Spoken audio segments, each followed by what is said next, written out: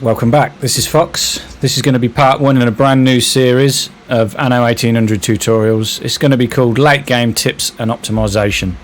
So we are going to be discussing simple tips and easy things you can do to streamline your production and help you increase your population, get as many investors as you can.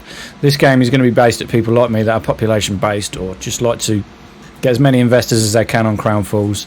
So these tips are really going to help you streamline your industrial areas, streamline your production chains, and obviously your delivery routes to get the most out of the workforce that you've got. The reason I wanted to talk about this, let's see where we're at. I am at 21,000 investors. I've got 971 engineers. That's all I've got to keep everything and build everything for these investors. I mean, a lot of these are over here on Crown Falls that I don't need as well. I've got, as you can see, I've got a good stack. My own curiosity. I've got 4,000 engineers over here that are doing nothing. So as you can see, I'm probably using 5,000 engineers to produce all the goods that are needed for 20,000 investors. So yeah, the tips and stuff I'm going to show in these videos are going to help you do this. First thing I wanted to cover, and the title of this video, is grouping industries. So what do I mean by grouping industries? Let's talk about this island here. This is my main industrial island. I call it glass. So grouping industries, a lot of buildings, a lot of the late game industries require the same materials to get things going. Glass probably isn't one that you'd think of to be quite important, but I generally group all of the industries together that use glass on one island. The main reason I do that is because some islands are perfect for this. Look at this coastline I've got here. I can fit 1, 2, 3, 4, 5, 6, 7, 8, 9, 10 sand mines here. Most of them being covered, all of them being covered by 2 harbour masters' offices, and it will take 3 trade unions to keep these sand mines going. So this is the main reason I chose this island for glass. Simple reason: big coastline, a lot of space to mine your sand. These are the industries that require glass, so it makes common sense to group them all together. I've got obviously the glass makers. The people celebrate your leadership. They make the glass for spectacle factories. They make the glass that's turned into light bulbs, and they make the glass that the champagne seller turns into bottles to store the champagne in. So it's just common sense to keep all these on the same island. Glass, you need a lot of glass to support all these industries. You don't want to be shipping the glass from one island, even if you're making glass on multiple islands. You don't want to be shipping that everywhere to all of these different industries set up on other islands. It makes sense to have everything in-house. The only thing I am importing to this island to keep all of these industries going, champagne, the light bulbs and the glass factories, is brass. That is the only thing I need to import to this island to keep all of these industries going.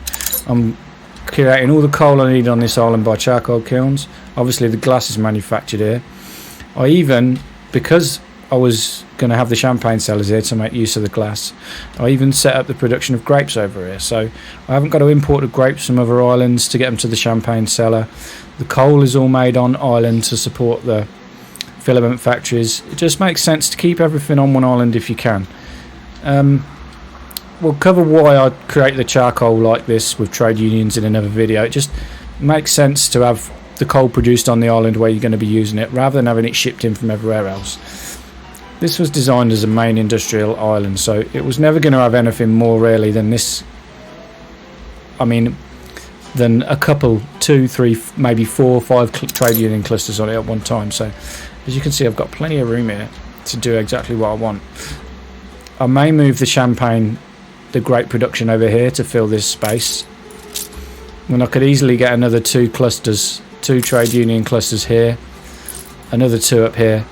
So I'm going to be able to probably triple the number of investors that I've got at the minute just by using this one island for glass production and the industries that come with it. So that's one example of grouping industries and how you can just save time really on transporting the goods around more than anything. You don't want to waste 20 ships shipping coal and brass and glass and stuff to multiple islands if you can make it all on one island. Obviously they're all being boosted by the electricity. See, everything's at 200% minimum. Some of them are at more because they're being boosted by other items. Not yet, they're not. They should be.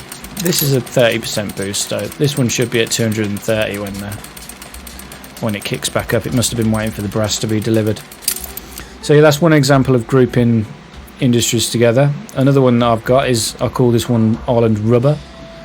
As you can imagine, it's all the industries that require rubber, which are cab assembly lines. Coach makers need the rubber to make the coaches, which then go to the cab assembly lines, and obviously bicycle factories. So same thing again, keep everything on island. What am I importing to this island?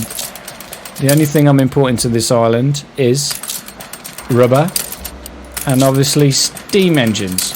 I could probably make the steam engines on this island if I needed to, but they require brass. I'm keeping all of the things that need brass to be made, or a few of them, on my industrial island over here. We'll talk about that later. I've got gramophone factories, obviously the brass smelter is, and the steam engines are all being made over here. So the only other island that I import brass to as an element on its own is the one we just talked about, the glass factory. So yeah, everything that needs rubber is on my rubber island. Again, My boots are worn through. I'm making all the iron on site that the bicycle factories need. The iron mines, this is why I chose this island. There's 4 iron mines on this island.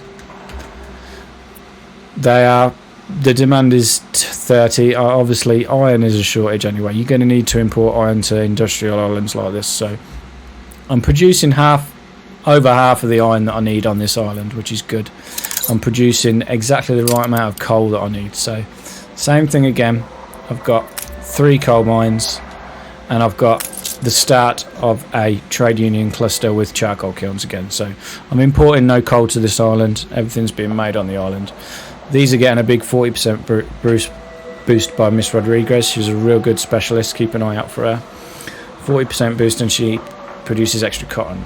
Cotton I'm not needing, but again, it's wise to keep these sort of things, wise to use these specialists if you can. Byproduct of cotton I don't really need, but yeah, simple stuff. Keep stuff grouped together on islands that use the same things. I'm only importing rubber to one island, then it comes from the New World. It is coming to my main island here because I do like to keep production of, I do like to make stuff for my engineers on this island, on the island. So I've got one bicycle factory just producing enough bicycles for what they need on this island. You can see the demand is less than 2, and I'm producing 4 tons a minute because it's being boosted by electricity. Again, we're boosting everything by electricity, nice and easy. There's oil wells on this island. I've only got 4 oil pumps producing enough oil to keep this one oil powered plant going. The good thing about this island is it's massive. I've got plenty of room. I could easily bring in another oil plant because there are 2 more oil springs I can make the most of. That would easily be enough. I think it's 3 oil wells per oil power plant if I remember correctly. So with the 7 on here, I would easily have enough room to create another oil power plant, boost production of this significantly.